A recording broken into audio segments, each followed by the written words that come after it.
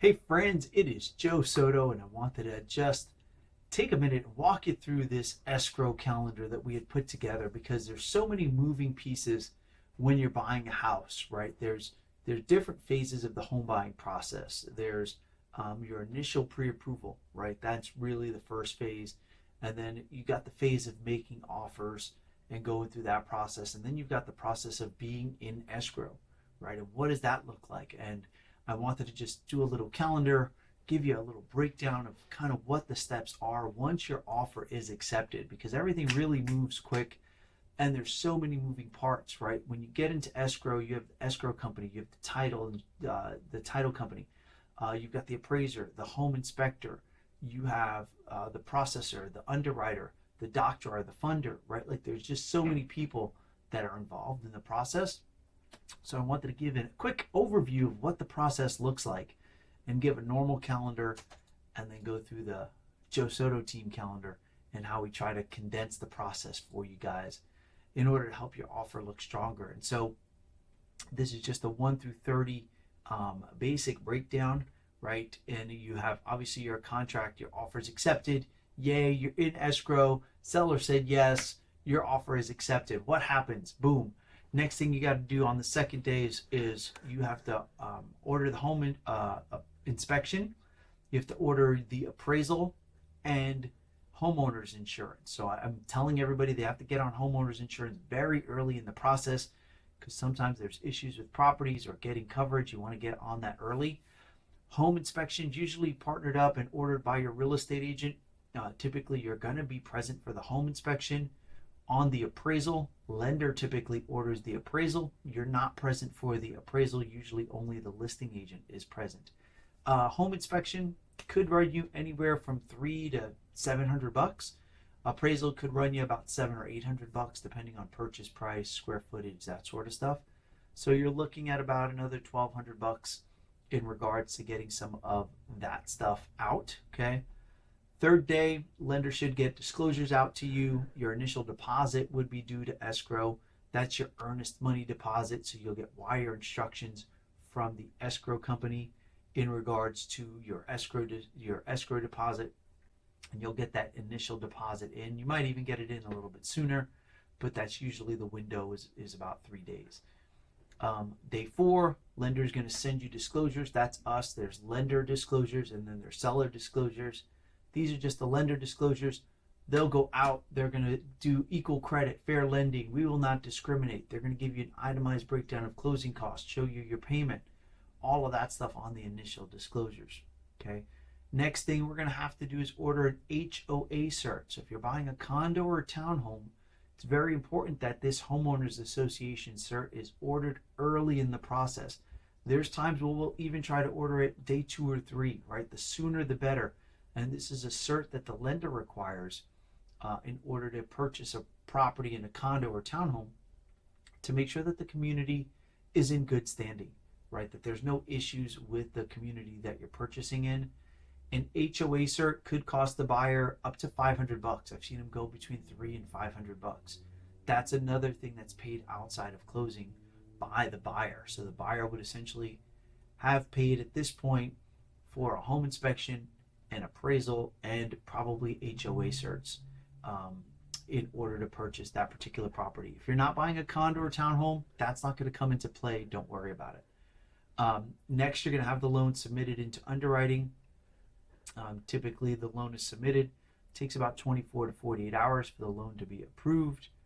Once the loan is approved, that's called a conditional loan approval. It means the underwriter looked at it and said, yes, we will typically review that and see what additional items the underwriter is asking for. If they're minimal, minuscule, cool, we're good. We know that we can check all the boxes and make sure everything works, right? If the underwriter asks for something like a lien, a judgment, IRS, they've got questions about your employer, we want to get that cleared up very quickly because that's stuff that could affect your loan, but usually it's very minimal stuff that the underwriter asks for at approval. You're going to work on your conditions. By day 12, you're reviewing all your reports, your disclosures, your home inspection, your appraisal, any seller disclosures. You're reviewing all of that by about day 10 to 12, okay? Day 13, you're putting in any requests for repairs. So again, some of these things can be done sooner. We're just giving you the general timeline, and every contract is different, right? As I'm going to show you on the next one.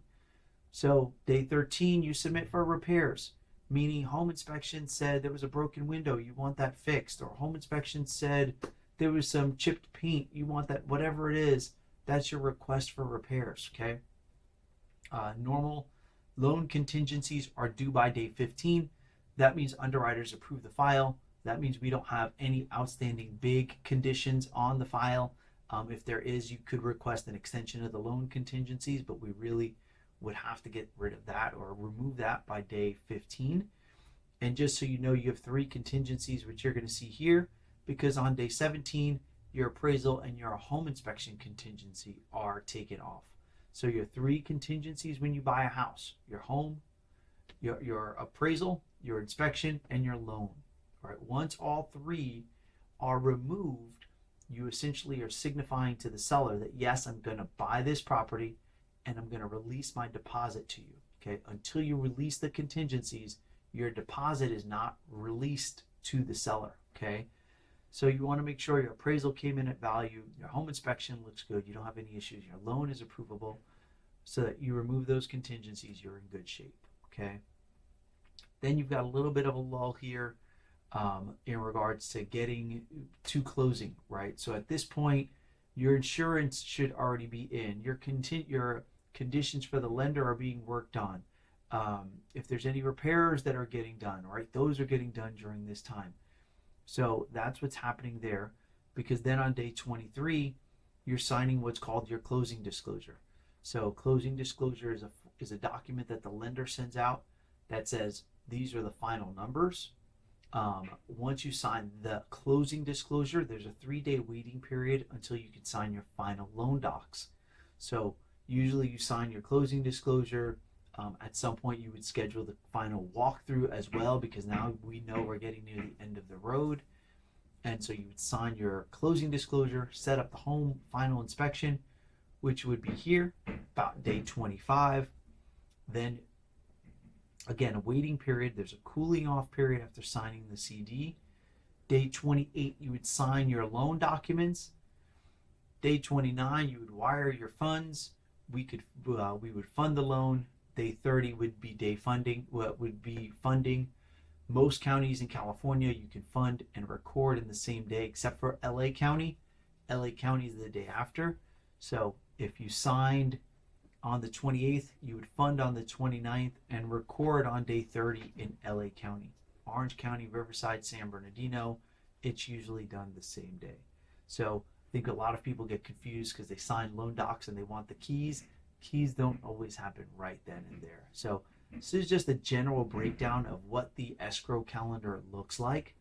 A lot of times when we're working with clients, we have what we call a 15-day close guarantee.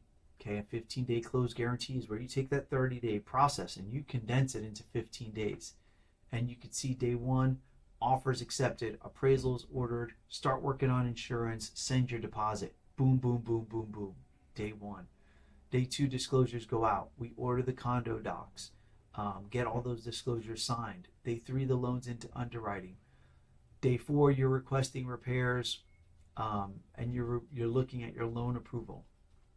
Day 5, your conditions in. Day 6, your appraisals back. Day 7, you're removing contingencies, right? So here, 15-day contingency. Here's a 7-day contingency, right? So this is a much more expedited process. Contingencies are removed. Day 8, we could get the CD out. CD out gives us a 3-day waiting period, a cooling off period. So you'd sign your CD, you'd schedule your final walkthrough, you'd sign loan docs on day 13, send your wire, fund on day 14, record on day 15. So this is a sample calendar that we use to try to emulate a cash offer, right? On a cash offer, usually those close between 10 and 15 days. So we really try to condense the escrow period and move everything really quick. You can see how fast everything goes. There's no days to lose when you have a short escrow period like this. So it's really important that all the parties are communicating and discussing everything that's needed with a short escrow and even a standard escrow, right? So lots of moving pieces. We appreciate the opportunity to help you, to service you, to be a resource for you, to guide you through this process. And if there's anything that me or anybody on my team can do for you, call, text, email, anything that you need, we are here for you. So thank you so much. Appreciate you. Have a great day.